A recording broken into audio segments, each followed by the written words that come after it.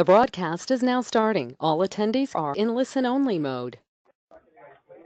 Good morning, everybody. Thank you for joining us today for this webinar hosted by Performanta on the insider threat and how it relates to GDPR. We will looking to start around about 11 o'clock, so thank you for joining us early, and stay with us. We'll be starting very shortly. Thank you.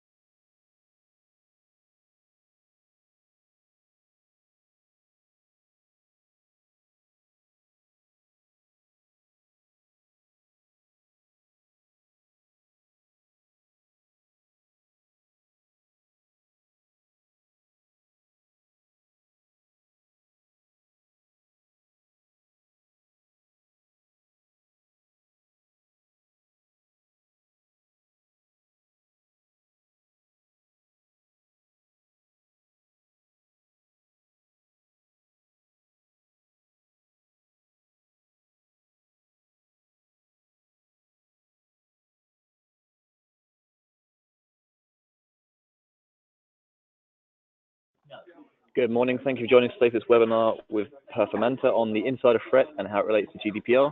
We'll be looking to start very shortly, so thank you for joining us, and stay with us. We'll be starting shortly.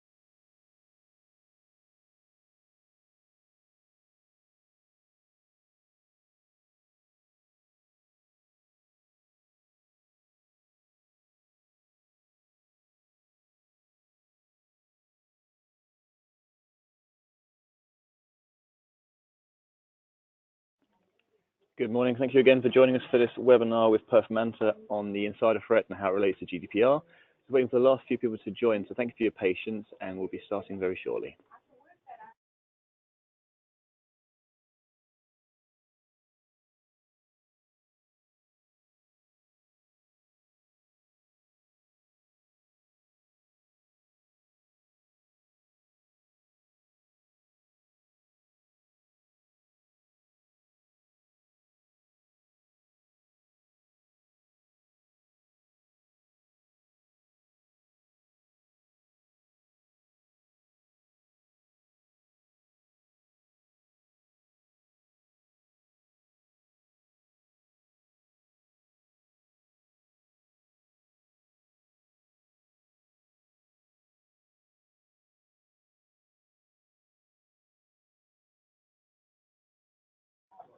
Hello once again, ladies and gentlemen. Thank you for joining us again for this webinar with Performanta, again on the insider threat and how it relates to GDPR. I shall now pass over to Leo Arbo, who's the General Manager of Europe and North America from Performanta, who will run the presentation for you.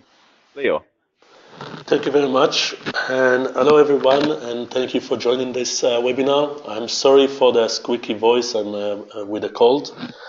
Today I have with me Matt Locke, which is the Director of Sales Engineering in Varonis in the UK, and also Ben Nokat, which is a Sales Engineer in Forcepoint.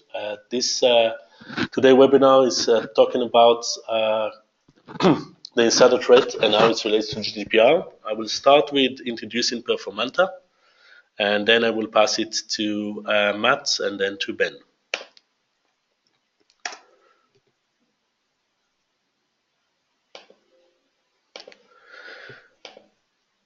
So, who is Performanta? Performanta is a professional services company specialized in cybersecurity.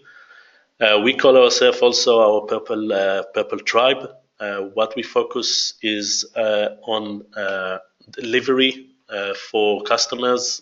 We are a platinum partner of Forcepoint, and we are a gold partner of Varonis. We work with those two vendors for many years. We are specialized in data governance and data protection. I myself used to work in the past for WebSense, which is now Forcepoint, specialized in data loss prevention. As an organization, we are really aiming to provide four things. We provide quality projects. We make sure that that the quantity is good for the customers. We very focus on our Purple Tribe, and we make sure our customer is safe. Our objective is always, again, to provide value. When we are looking into customers' requirements, we are, of course, trying to make sure that they are getting exactly what they need, not more, not less. Potentially working with them into understanding their cybersecurity risk, understanding what the requirements around their business environments, understanding the risk.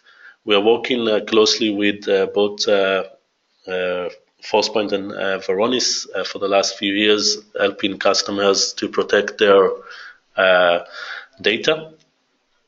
We do things in a bit of a different way, working with, again, the customers to make sure that they are getting the value from the product. We've seen a lot of cases where customers buy and deploy solutions but not really see the full value that the product can give them, and this is where we believe that we are different. When we started the company, it started actually in South Africa in 2010. I will get into some more details very soon. But later on in 2013, we opened the operation in the UK, and we grew rather fast because of the engagement that we have with customers and the value that they see. We really enjoy what we are doing. We only do cybersecurity, only do information protection, so we don't interested in infrastructure, etc. So we make sure that whatever we do, whatever solution that we sell or provide is actually part of a journey that we work with the customer together. And we are aiming, of course, to customer satisfaction, and of course also for the vendors to see that we provide valuable service to their customer. So as I said, we started in 2010 in South Africa. Since then, we opened offices in various locations in the world. We recently won the Cybersecurity Company Award under 200 employees in an event in London.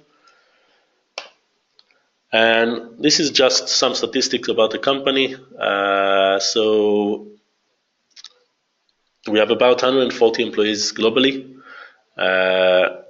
Many of them came from customers. So we have ex-CISOs, CIOs, etc. So we can actually look into the customer and work with him because we also had the experience from the guys that work at the customer side, so we understand your challenges on a daily basis. We actually have three types of employees: employees that worked for customers, employees that worked for the vendors, for example, like myself, and employees that always were on the professional services channel side. This is basically the short introduction for Performanta. I will, of course, welcome any questions later on. And from that, again, just to give our partners to present their solutions and how they relate to GDPR, I will pass the slides to Matt. Just a second. Thank you, Leo. Can you hear me? I guess you can. I've taken myself off mute. Right, let's see if we can get this running. Okay, great. So I'm going to talk about the insider threats and obviously why GDPR has come about. Obviously, the two are intrinsically linked. We as a company have been around now for over a decade, 12 years, I think.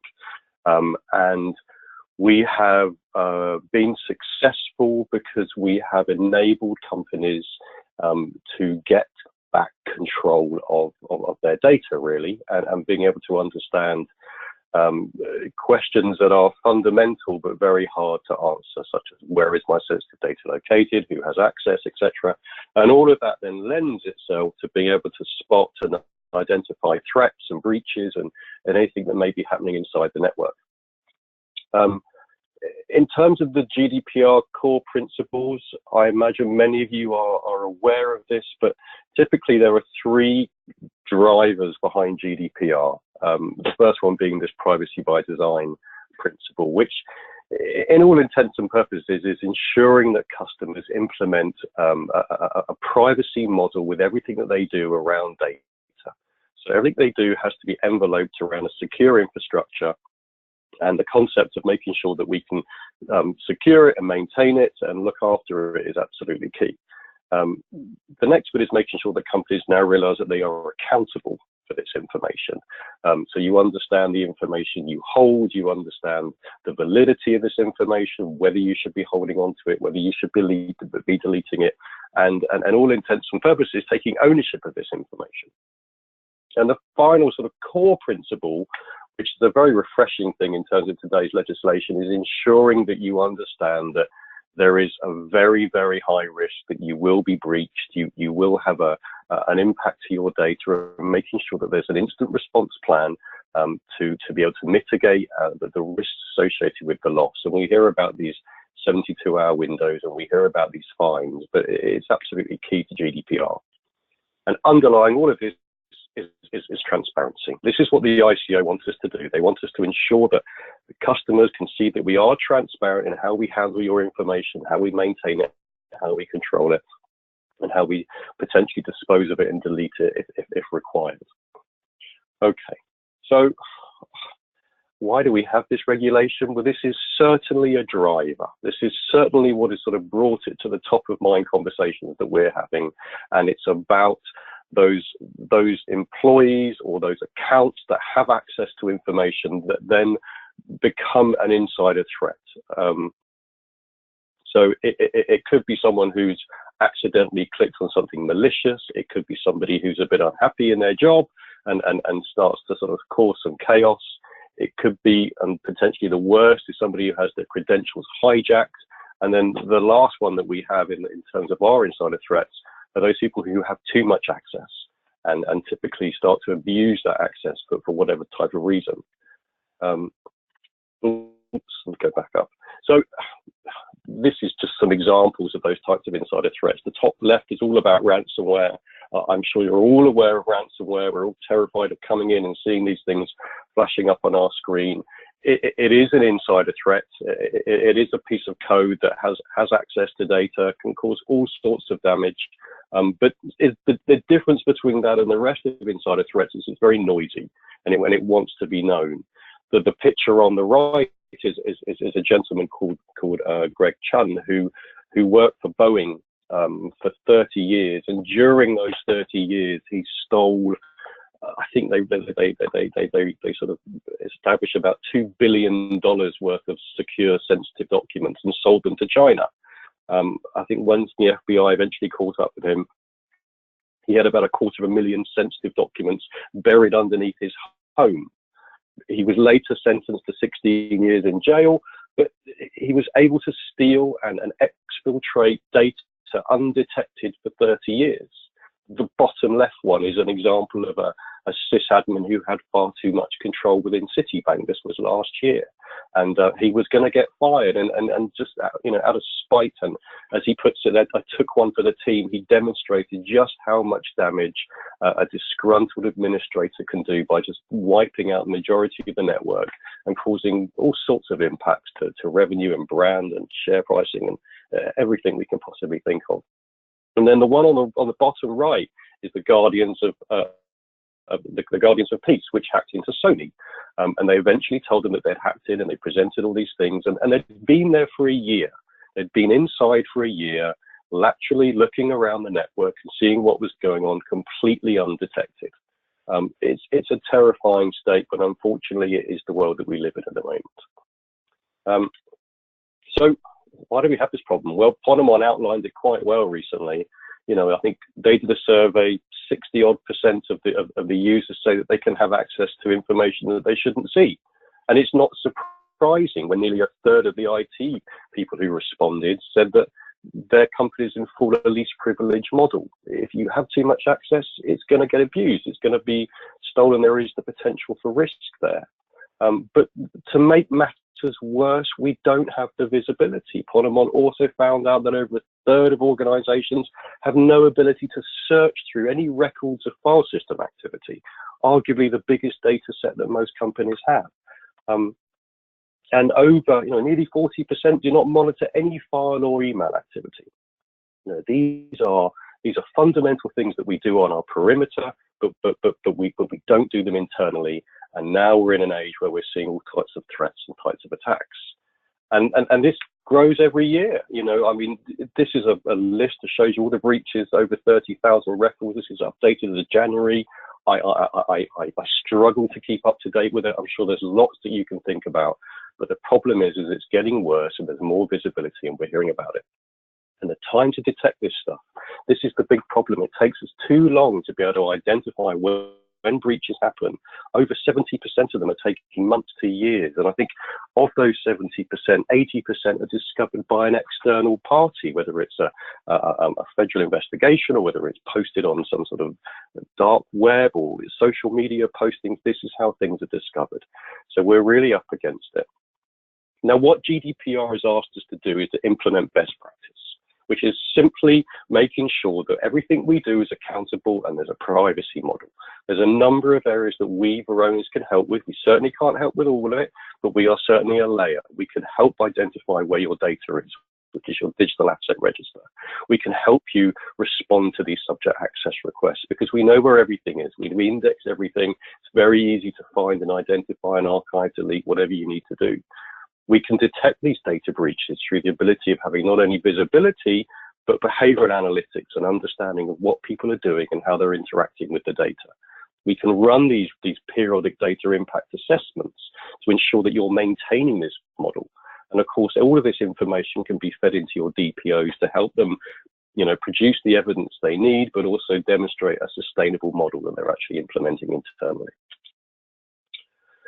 Okay, so how do we do it? Okay.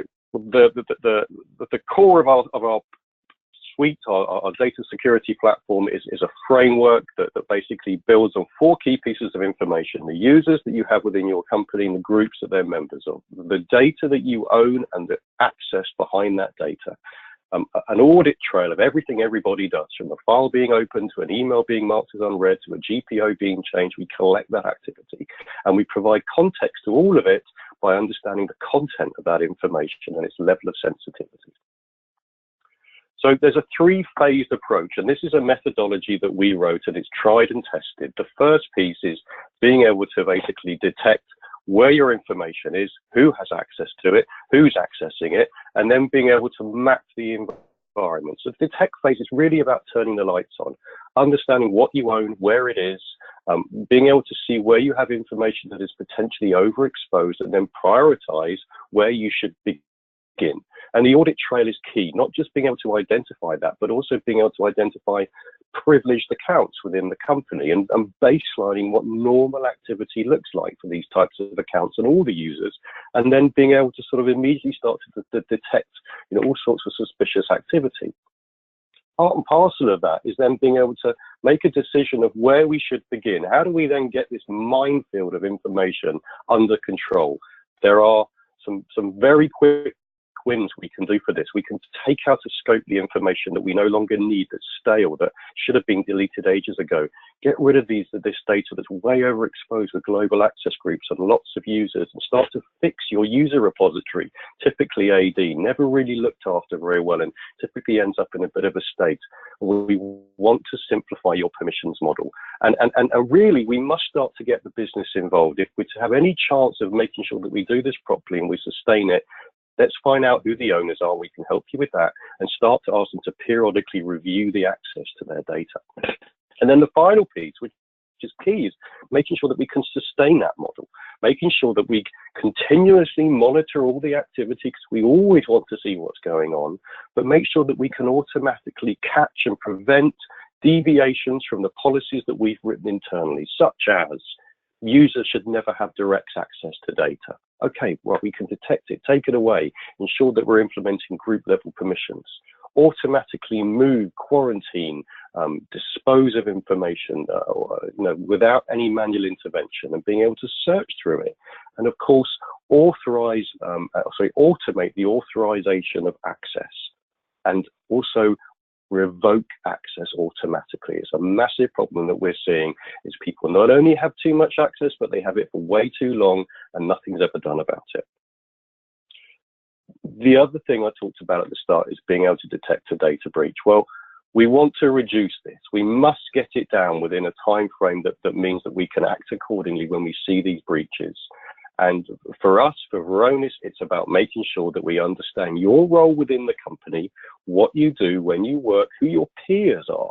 You know, who do you typically behave in a similar way, whether it's a department or a project-based peer group, and then being able to understand how you interact with the data when you work, the type of information that you work with, and then provide a dashboard to not only be told about the alerts, but also to understand why it's been triggered. Who is this individual? Who are his peers? What does he normally do?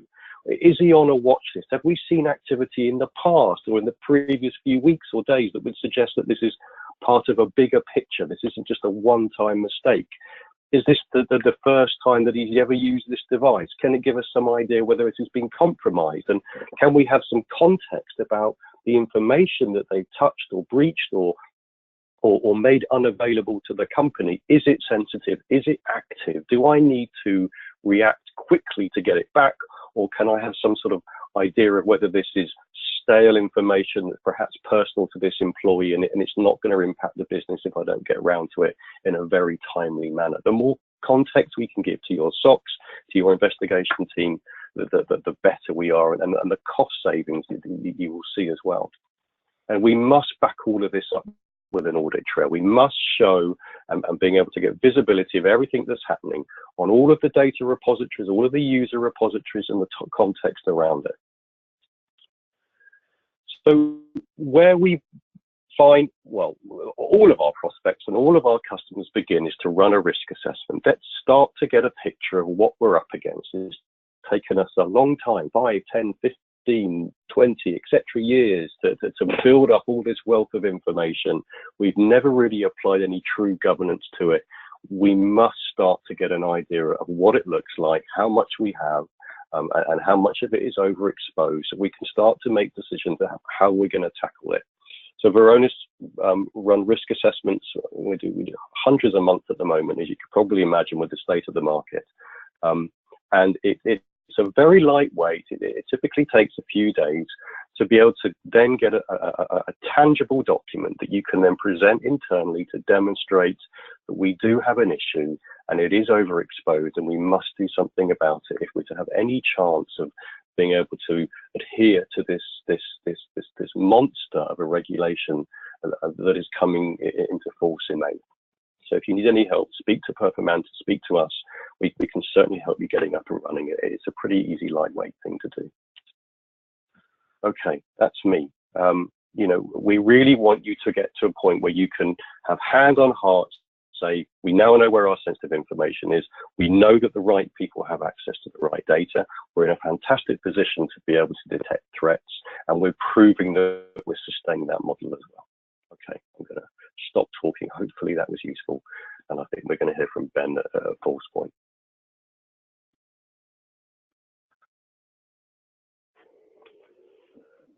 Thanks for that, Matt. Very interesting there. Okay, let's get going with this.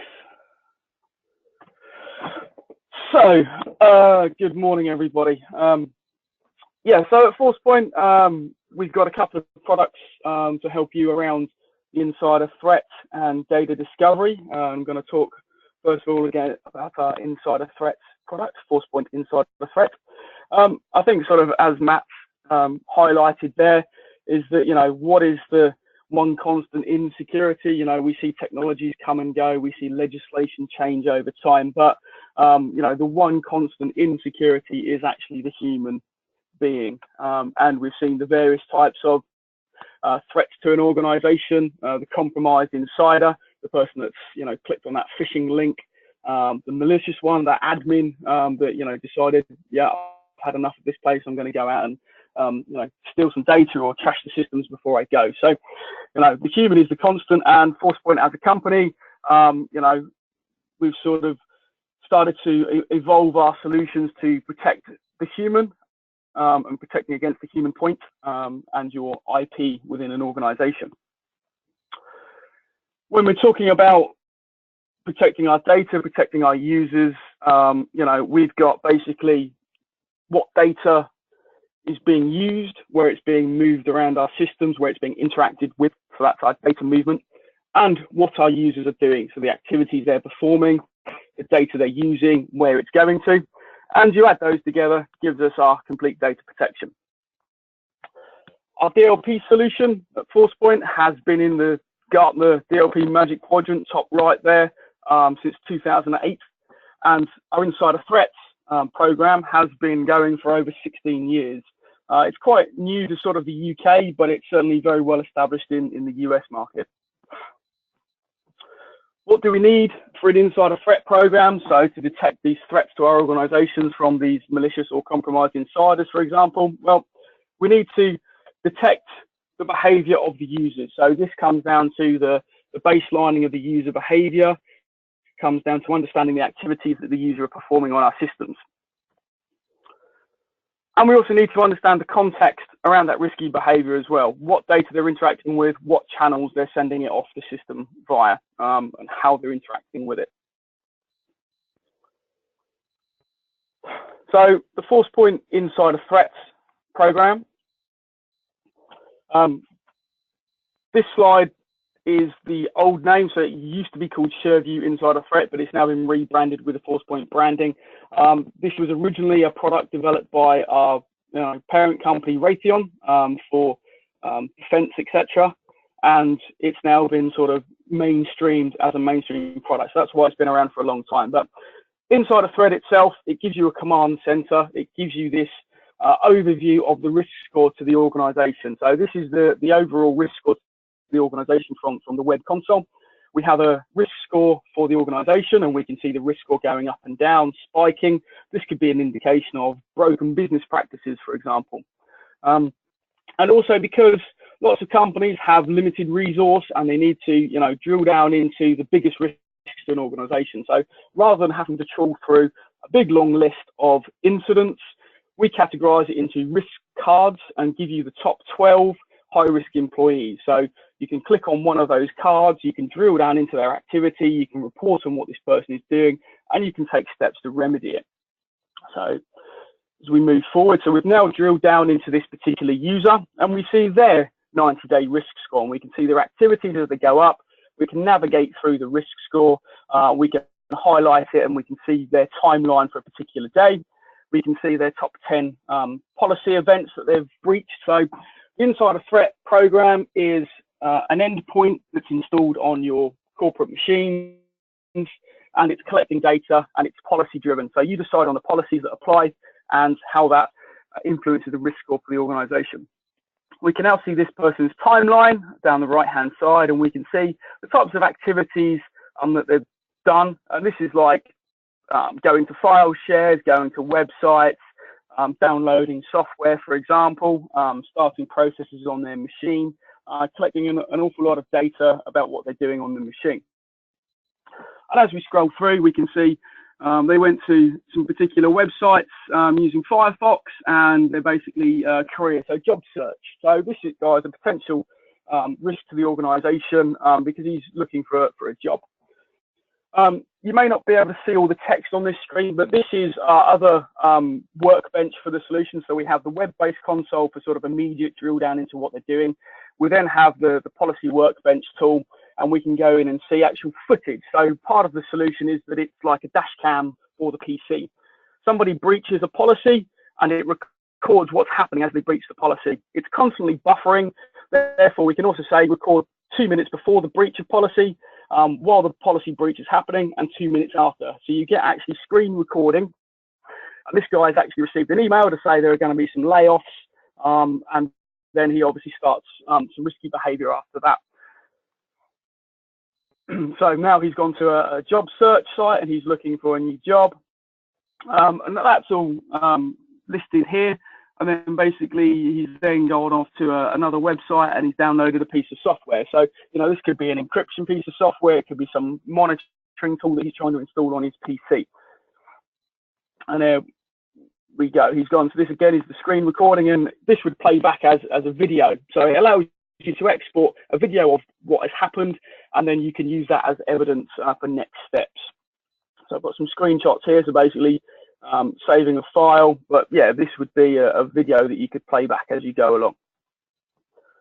And he's installing it. So, you know, that proves intent from that person that they actually downloaded a piece of software and installed it, went to a job search website, for example.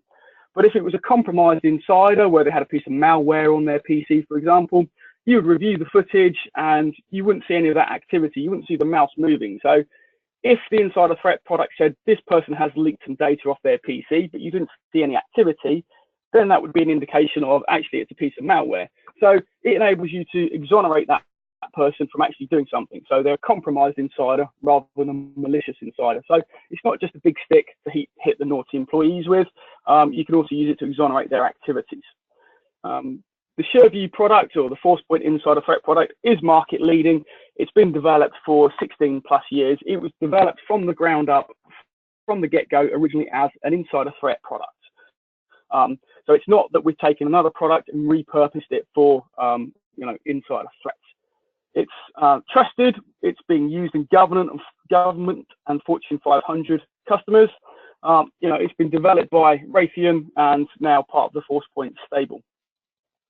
And as I said, it's been designed from the ground up as an insider threat solution. We have over 1 million endpoints out there being protected by our insider threat product across lots of different sectors: energy, financial, government, manufacturing, retail.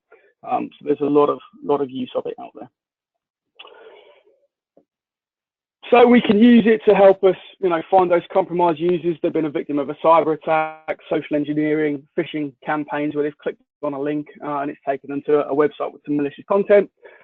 Looking at malicious insiders, so because we've got that baseline of activity, we can see anomalous activity from somebody when they start to do something that they shouldn't do, or espionage. So we've got that video replay capability to back up the evidence from the logs as well.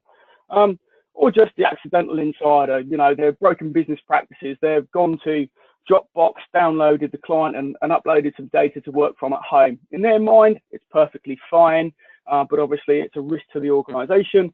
We can then use the evidence that we've got to say, look, you know, this is the wrong way to do it, but because we didn't tell you what to do in the first place, we've changed our procedures and our policies, and now this is how you should be interacting with this data.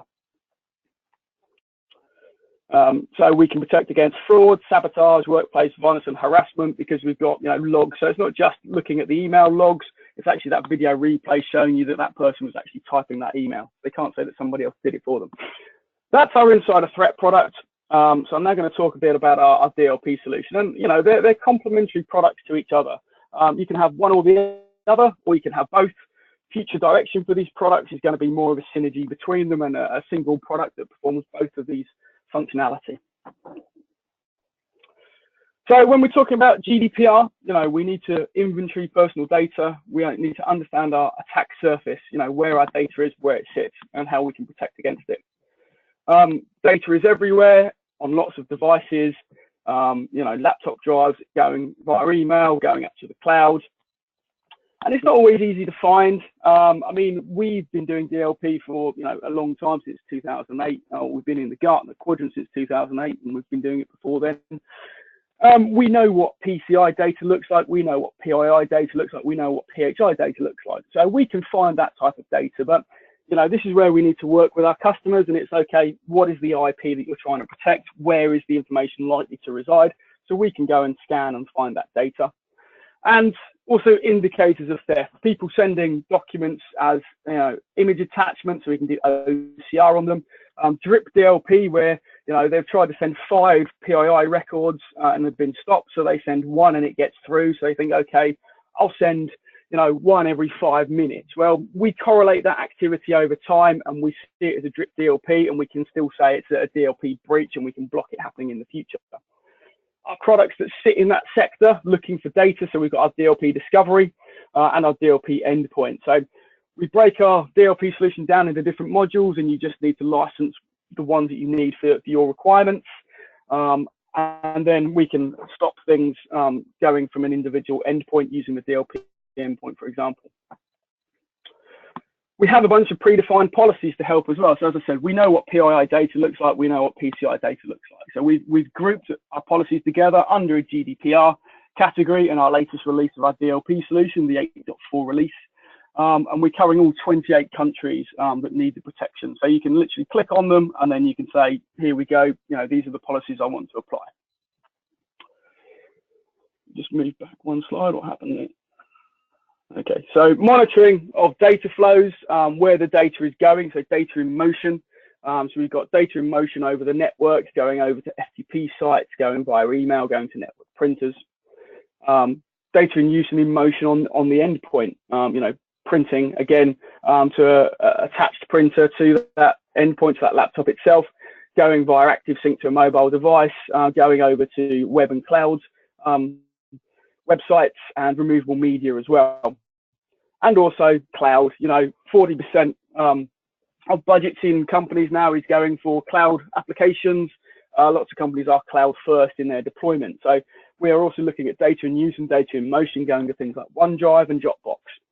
Our product set that will protect against those, we've got our DLP gateways, DLP endpoint for the endpoint for the data in use there. So as you're printing and interacting with data on your laptop, the agent sitting on that laptop will actually be looking at that data and applying your policies to it. Our web security and email security gateways can be integrated with the DLP solution, so as data is going over the web and email channel. And also for cloud apps, we've got our CASB offering, which was our acquisition of Skyfence, and that protects your data going over to cloud apps. So when we're looking at the data flow, we look at the context around it, who it is, what they're doing, where it's going, and how they're sending it. So for example, human resources sending personal data via Dropbox over the web channel, we block it because they shouldn't be uploading that data to Dropbox. However, if they're sending personal data to a trusted third-party business partner via email, that's okay. But actually, we're still going to encrypt that data, because we want to ensure it's safe when going over email. Sales and marketing, copying some customer records to removable media. Okay, again, potentially that's something they're allowed to do, but we'll ask them to confirm that they're using this data for business purposes. So it's all about building up an audit trail of what they're doing. And obviously, once we've got this data, we need to be able to report on it. So how can we report on a data breach? Well, we're going to make use of our control panels, our reporting, so the SureView Insider Threat Panel, and our DLP reporting. And again, we've got risk cards for both of those to make it easy, and we're using analytics to rank the risk to the organization. And we can review the historical data across the audit because we're storing it all, and using those workflows to look at past data policy violations. So that's our Triton Manager for the DLP product and the command center for the insider threat. some reports we can get. So on the top left, we've got the risk ranking cards from the DLP solution and some other charting reports that we can get from the DLP solution as well. And again, this is using the machine learning to do our incident risk ranking. When we're investigating a data incident, we've got a full list of the incident, where it came from, the person or PC, the channel they were trying to link the data over, where they were sending it over to, and the action we took, whether we permitted it or quarantined it or blocked it. We can also apply workflows to the data as well to help our staff actually manage this data. And some of these might be to, move the data, delete it, escalate it to a manager to deal with. So we can put actions in there and apply scripts to the data to remediate it. So DLP is identifying risky behaviors and the users that have interacted with that data, and Insider Threat is identifying the risky users from breaching policy and then gives us the data protection controls that we need to put in place. So, they're complementary to each other, and they give you a comprehensive coverage deploying both of them together. And in the future, they're going to merge into one solution, so you don't have to deploy and manage two solutions. And that's everything from me. So hopefully you found that interesting. Thank you. Yes, thank you, Ben, and thank you, Matt and Lior. Ahead of that, thank you very much. That's very interesting webinar today. If you've got any questions, please feel free to pop them into the questions section on the webinar. So we've had one come in already from Ian Wells. So thank you, Ian. As a question for both Matt and Ben, how does Varonis or Forcepoint mitigate the risk from an internal threat from a supply chain partner who has been given access to the company? What evidential logs are created to prove the system was breached by the external threat? I'll read that again because it's a long question. How does Varonis or Forcepoint mitigate the risk from an internal threat from a supply chain partner who has been given access to the company? What evidential logs are created to prove the system was breached by the external threat? So if we pop over to Matt first and foremost, as I think Ben needs to catch his breath a little bit. Matt? Okay, hi, yeah, no problem. Well, this is exactly what happened to Target. They had exactly the same situation where they had an external supplier who were looking after their refrigeration units that were given access to get access to the machines, and unfortunately Target didn't have the governance and the due diligence to understand what else those particular credentials gave them access to, and they were stolen because they were left on a post-it note, and then they had access to point-of-sale systems, etc. So what we do is we have a complete audit trail of all the activity that particular account does, where it logs on to, the roles that it has, where it goes, and we create an audit trail of that. And of course, to add more value to that as well, we can also see if they interact with any of the data. So if we're monitoring the data platforms in the company, not only do we create an audit trail of everything they're doing, but also all the activity around the authentication piece as well. Everything we do is profiled. So we understand how accounts behave, we understand the systems that they typically have access to, and so we're able to identify when there are deviations and also compare these abnormalities against predefined what we call threat models, which are sort of machine learning rules, if you like, that identify different types of steps that people go through to try and get access to information that perhaps they shouldn't, whether it's a mistake or whether it's not. So we alert on this in near real time, and then we evidence everything that account has done, where they came from, what they touched, when they log on, when they did it, and all the information and data they've potentially impacted, and obviously if they've tried to exfiltrate it, we can capture that as well. So it's about visibility. It's about making sure that you've got an audit trail of everything they're doing, and then being able to understand the patterns of usage and compare them to what they've typically done in the past. So yeah, part and parcel of what we do. Thanks, Matt. Yeah, I mean, obviously, when a person is interacting with our resources, they're on our corporate network, they're accessing files, they're copying data. So, we can pick that up with the DLP solution as they're, using data in motion, data in use as it's going from the endpoint. And even with the Insider Threat solution, if they're accessing our resources from a corporate device and breaching a policy with, going to file shares that they shouldn't be accessing or accessing something for the first time. So we're going to be logging that data within the command center to be able to actually investigate that in the future.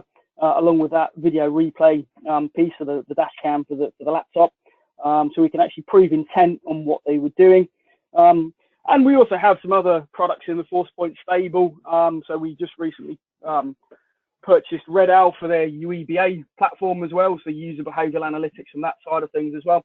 And that ingests things like door card systems to prove that people were in the building at the time when we think they breached some policy, and adding that additional analytics around it. So some other analytics that we're going to be integrating into our products that could come into play there as well. If I can add something to that, it's Leo. One of the things that we see with our customers is actually, instead of allowing them direct access to the servers, we recommend customer to use a jump box. And then when you use a jump box, you can install an endpoint device, you can monitor the activities, and therefore you can see exactly what they're doing on your network.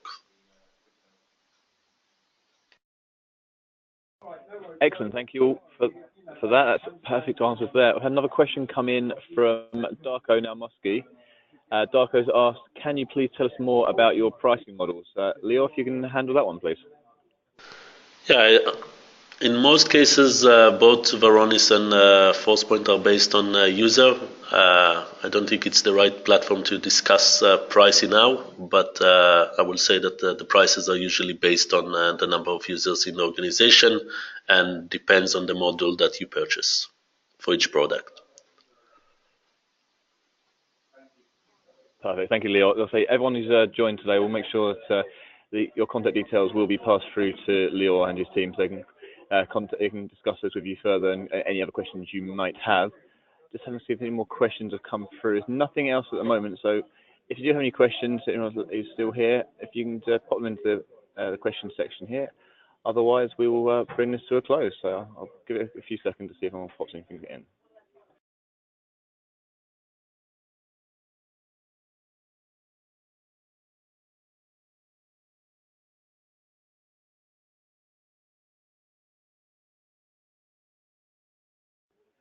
Okay, looks like we're all questioned out. It looks like there's a very, very thorough presentation from obviously Leo, Matt, and Ben. So once again, thank you all for joining us today, and thank you to Leo, Matt, and Ben. And thanks for joining us. We'll speak to you all very soon, no doubt. Thank you. Thank you. Bye-bye. Thank you. Thank you, everyone.